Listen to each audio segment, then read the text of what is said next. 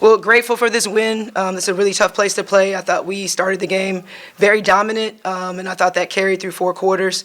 A couple things we need to clean up, some of our turnovers, but just overall, we had 4 in double figures. I thought defensively, we held them under their average. We did everything that we needed to do. Defensively, I thought 2 was amazing. Having 11 defensive rebounds, 13 total rebounds, and a double-double. She's so solid. She gives us so much. And she does a lot of things that she doesn't even get the credit for. Just a sacrifice that she does for our team and just being so super solid every game. She's been a big key to our success. And so I just love when the stats kind of show the things that she does. She's so super tough, and it's just been, like I said, just an incredible addition to our team. So really grateful for this win. We're going to move on and focus on our game on Sunday, but again, always extremely grateful for the victory today. All right, questions in the room? How would you describe Cass's growth on the team? I'm sorry, Cass's. My name is Dan, Haitian Times. Nice to meet you. Nice to meet you too. How would you describe Cass's growth on the team? Oh, yeah, I'm sorry, I didn't hear that. She's been fantastic. I thought she had a fantastic game today. She's another unselfish player. I think her ceiling is so high. She's healthier. She knows her role. She gives us such a spark offensively and defensively. I thought she did a great job. I would say that overall, our guards did a really great job on Hannah Cavender. But Cass is just a spark. Again, her size, her versatility, she's just been fantastic. And then she just a student of the game. Every game she just gets better and better. And I think this season you guys are seeing a blossoming version of her. Yes. What's it say about your group that you hit the ranking and you're getting to the end of the season? This is time where people start looking ahead, and this might have been maybe one of the more complete 40-minute defensive efforts tonight. What's that say about where your group is at in their headspace? Yeah, to me it shows the progression of what we've talked about. We've came into the season saying that we want to be our identity to fall on our defense. And I think with the addition of Cass coming back from injury, the addition of Liatu has allowed us to do that. Sony is the best two-way defender, but we've also brought in a lot of athleticism that helps us be a better defensive team. And I think they've just been they're great locking in on the scout. We really challenge them defensively in practice, and I feel like it's coming. We're growing every day in that category, which I love, especially as a coach in this part of the season. What did you guys do on Niele Cavender? Because she was coming off a 27-point game against FSU. What is it that you guys focused on her? Yeah, just, again, putting pressure on the ball. I think Hannah did a great job, especially in the beginning, the first half.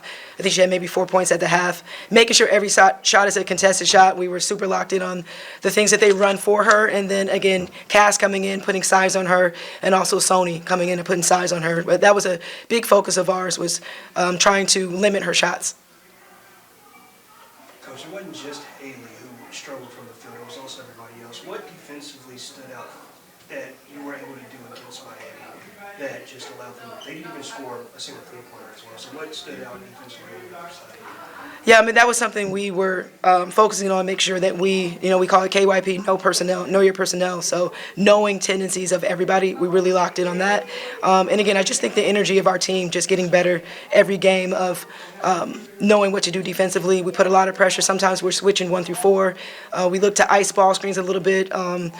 We top lock some of their staggered action. So we try to do different things to try to take them out of their spots. And I thought we did a great job of that collectively as a team. Can you talk about how your team stays motivated and energized when you're leading by 30 or 40, whatever? How does your team maintain that level through a game like that when you're really kind of rolling through? Yeah, I think just they understand it's a 40-minute game, so we have to it's our standard that we play against a lot of the time, and so I'm always holding them accountable to be playing at our standard. So hopefully that shows the reason why that we try to stay energized in games like these. How did you cover this earlier in the week? Discover Cass? How did I discover Cass? Just actually a friend is one of those recruiting services reached out and talked about Cass being from Canada and how that she was going to be on the radar, and so I was very fortunate to have somebody that had a little birdie kind of told me that she was up and coming, and then got a chance to watch her Kia Nurse Elite team in EYBL, and then just followed her. I'm sure you covered this earlier in the week, so I apologize, but the ranking can be noise, can be a burden, can be all those things. How have your kids handled it? Did it worry you at all? Yeah, I discussed it early when the possibility could happen on Saturday before it happened on Monday, so they knew the same messaging, got to keep the main thing, and they know that they're locked in. The goal is, down the stretch right now. It's an honor, but we know that our focus is always the next 40 minutes. So, and we have a very mature group, very experienced, so they understand what that level of expectation and pressure looks like. So you don't have to really hammer that, like it's. No, we talked about it and we've moved on. All right, we'll go to Zoom. Eric, go ahead. This first question is for Liatu. Liatu, Thank you. you had such big numbers last year at Pitt. You come to Notre Dame, you still have impressive numbers, but they're not what they could have been, perhaps. What was the buy-in for you like in terms of giving up the numbers to be on a team like this? I'm trying to win, and so, that's really what matters to me the most. It looks good having 20-some points, but when you're not on an as successful team, it doesn't really matter. So I care about, winning and, making history, and I feel like I can do that with this team. Hey, Coach, a follow-up for you. You mentioned cleaning up the turnovers. At this point of the season, I know you're always focused on what can we do to improve. Mm-hmm. How can we grow? Where do you feel like the growth areas are for this team at this juncture? Yeah, I thought we had 16 turnovers. A lot of them were unforced turnovers. So making better reads and transition is something we try to break down every day in practice. So putting them in the scenarios against practice guys that makes them read pressure situations. So that's what we do all the time. And that's something that I think we can continue to grow in. Thank you. All right, and then we'll end with Pete Byrne on Zoom.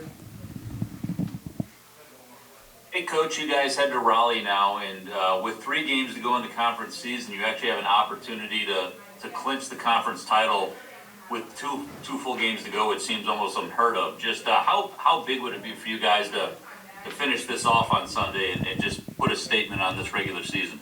Yeah, the goal is the next 40 minutes, and obviously that's lingering, but our focus is on the next opponent, which is NC State. So we have to play great 40 minutes. It's a really tough place to play.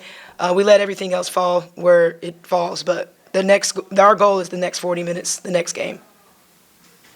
And if you win the next 40, I'm saying you'll be ACC champs. Right, we'll be happy, but so I'll be very, very excited, but I don't want to think about the record. I think about kind of winning that game. So it will be fantastic. Like Liatu said, we'll be making history for ourselves.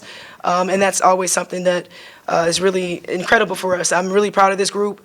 I have a resilient team, and we're doing something special. And, again, just want to stay healthy and try to continue to get better and keep winning.